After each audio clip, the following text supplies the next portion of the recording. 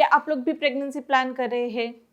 Pregnancy plan करते समय बहुत ज़्यादा लोगों की ये समस्या आ रही है कि रिलेशन के बाद सब कुछ बाहर आ जाता है। तो रिलेशन के बाद यदि सब कुछ बाहर आ जाएगा तो मेरी प्रेगनेंसी कैसे रुकेगी? क्या ये एक रीज़न है जिसके चलते मेरी प्रेगनेंसी नहीं रुक रही है? और यदि उसको ठीक करना है तो उसके लिए मैं क्या करूँ?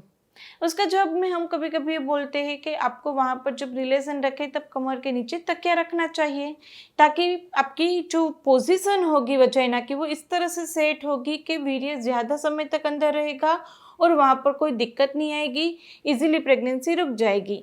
और दूसरा, जब रिलेशन ख़त्म हो जाए उसके बाद leg up wall position try करने के लिए हम बोलते हैं, ताकि वहाँ पर वीर्य ज़्यादा समय तक अंदर टिका रहे और आपको कोई दिक्कत ना आए। लेकिन 50% लोगों की ये शिकायत रहती है कि हमें वहाँ पर लेग अप वॉल पोजीशन तक का समय नहीं मिलता है।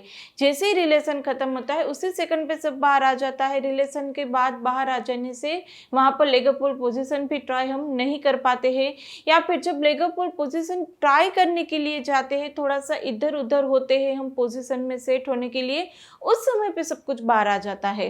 तो उन समस्या का समाधान क्या है? यहाँ पर कभी-कभी ऐसा भी माना जाता है कि सब कुछ बाहर आ जाता है, उसके चलते आपकी प्रेगनेंसी नहीं रुक पाती है, क्योंकि जो स्पर्म होते हैं वो बाहर आ जाते हैं तो प्रेगनेंसी कैसे रुकेगी? लेकिन हर बार ये सही नहीं होता है। वहाँ पर कभी-कभी लोग ये बोलते हैं कि मैं leg up wall position try कर लूँ, उसके बाद सब कुछ बाहर आ जाता है। तो कितनी मिनट के बाद सब कुछ बाहर आ जाए तो वो नॉर्मल है? कितनी मिनट तक वहाँ पर आपको अंदर रिटेन करके रखना पड़ता है जिससे जल्दी से प्रेगनेंसी रुक जाए? और कौन-कौन से ऐसी सिचुएशन है जहाँ पर सब कुछ बाहर आ जाता है तो वो नॉर्मल है, उसकी कोई चिंता आपको नहीं करनी चाहिए? कौन से पीरियड के ऐसे डेज़ हैं जहाँ पर कुछ भी बाहर नहीं आना चाहिए वरना प्रेगनेंसी रुकने में दिक्कत हो सकती है? और उसको आप प्रिवेंट करना चाहते हैं, बाहर ना आए, उसके लिए आप क्या-क्या स्टेप फॉलो करें, किस तरह से रिलेशन रखें, किस पोजीशन में, उन सब का डिस्कशन आज इस वीडियो में हम करने वाले हैं, तो आखिरी तक जुड़े रहिएगा। अभी तक चैनल को सब्सक्राइब नहीं किया तो कर लीजिए, क्योंकि आपके लिए बिल्कुल ही फ्री है।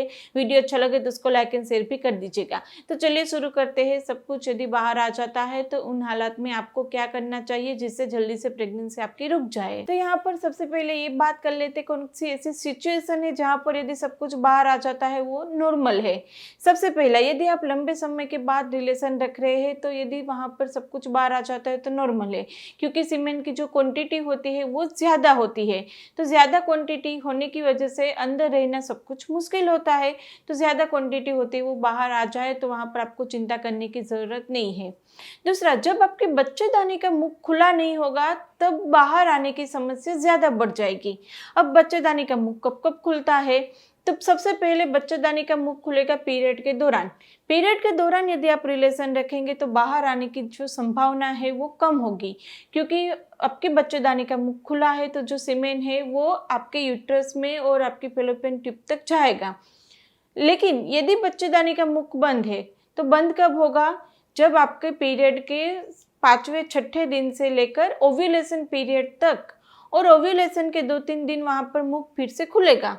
जैसे ही ओव्यूलेशन खत्म हो जाएगा वो 2-3 दिन के बाद फिर से मुख बंद हो जाएगा, यानी कि 15-17 दिन के बाद से लेकर नेक्स्ट पीरियड आए तब तक फिर से मुख बंद रहेगा। तो यहाँ पर पीरियड के दौरान रिलेशन रखते समय और ओव्यूलेशन के समय पे बाहर आने की जो समस्या होगी वो आपकी कम होगी। आप अभी से ऑब्जर्व करना, क्योंकि वहाँ पर बच्चेदानी का मुख खुला होगा तो सब कुछ अंदर रिटेन कर देगा बच्चेदानी, बाहर आने की संभावना कम हो जाएगी। लेकिन जब बच्चेदानी का मुख बंद है तो वहाँ पर अंदर तक सीमेन जा नहीं पाएगा और सब कुछ बाहर आ जाएगा, क्योंकि वहाँ पर जो कैनाल है उतनी में ही रहेगा सीमेन, उसके अलावा तो बाहर ही आ जाना है। तो इस हालत में यदि बाहर आ जाता है तो बिल्कुल ही नॉर्मल है। तो यदि आप रिलेशन आपके ओव्यूलेशन पीरियड के बाहर या फिर आपके पीरियड के बाहर के दिनों में रखते हैं तो बाहर आ जाने की संभावना बढ़ जाती है, तो वहाँ पर चिंता करने की जरूरत नहीं है। तीसरा, यदि आप रिलेशन रखते समय कमर के नीचे तकिया नहीं रखते हैं तो बाहर आ जाने की समस्या बढ़ जाएगी, क्योंकि जब तकिया रखते हैं तो बच्चेदानी का जो मुख होता है वो इस तरह से सेट होता है कि वो अंदर ज़्यादा सीमेन को समा सके। लेकिन यदि वहाँ पर आप तकिया नहीं रखते हैं या फिर अलग पोजीशन में ट्राई करते हैं तो बाहर आ जाने की दिक्कत थोड़ी सी बढ़ जाएगी, तो वहाँ पर बिल्कुल नॉर्मल है। तो अब इस समस्या का समाधान क्या है? तो यहाँ पर जनरली देखा जाता है कि जब आप रिलेशन रखते समय कमर के नीचे तकिया रखेंगे और रिलेशन खत्म होने के बाद लेग पुल पोजीशन ट्राई करेंगे तो बाहर आ जाने की दिक्कत में 50% आराम मिल जाएगा। लेकिन कभी कभी लोग ये भी बोलते हैं कि वहाँ पे लेग पुल पोजीशन करने से पहले रिलेशन के तुरंत ही बाद सब कुछ बाहर आ जाता है, तो क्या करें? उसके लिए तो हम आगे डिटेल में डिस्कशन करेंगे। लेकिन यहाँ पर लेग पुल पोजीशन करने के समय पे दिक्कत आती है तो क्या करें? तो आप क्या करें कि जब रिलेशन रखे तब कमर के नीचे तकिया रख दो। कभी कभी ये भी देखा जाता है, कोई कोई लोग ये भी बोलते हैं कि जब तकिया रखते हैं तो सब कुछ ज्यादा बाहर आता है, तकिया नहीं रखते तो बाहर नहीं आता है। तो यदि आप वहाँ पर एक्सपीरियंस करते हैं, खुद वहाँ पे एक्सपीरियंस करो, यदि तकिया रखने से ज्यादा बाहर आता है तो आप बिना तकिया के रिलेशन रख सकते हैं, तकिया रखना जरूरी नहीं है। दूसरा, लेग पुल पोजीशन के पहले ही सब कुछ बाहर आ जाता है तो क्या करें? तो लेग पुल पोजीशन आपको ट्राई करने की फिर ज़रूरत नहीं है। लेग पुल पोजीशन ट्राई करते समय यदि आपकी पोजीशन चेंज होगी, दीवार दूर है, आप दीवार के सहारे वहाँ पर जाने के लिए थोड़ा सा खिसकोगे, ये सब करने में कभी कभी ज़्यादा बाहर आ जाने की दिक्कत रहती है। बहुत सारे लोग मुझे पूछते हैं कि लेग पुल पोजीशन ट्राई करते समय जो पोजीशन चेंज करते हैं या खिसकते हैं उस समय पे बाहर आते हैं। यदि लेग पुल ट्राई नहीं करते तो कुछ बाहर नहीं आता तो क्या करें?